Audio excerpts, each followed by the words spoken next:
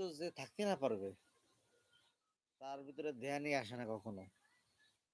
আগে শরীরে যত বড়ই শব্দ হোক, পাশে যাই হোক, নির্জনে ভালো হয়, ধ্যানে বসতে হবে।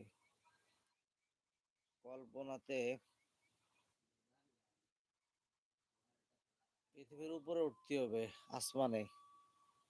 প্রথম আসমান, দ্বিতীয় আসমান, তৃতীয় আসমান, এইভাবে করে ৭ আসমান পার করে আরশে আজিমে চলে যাবে ধ্যানে বসে, সে প্রকৃত আল্লাহর বান্দা। তা আমার এখন মনে হচ্ছে আমি ধ্যানে বসে আমেরিকা যাব।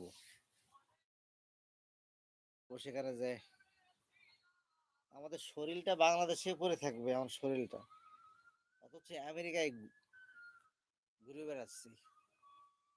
ভালো মেয়ে দেখার দরকার, ভালো মেয়ের সাথে আকর্ষণ,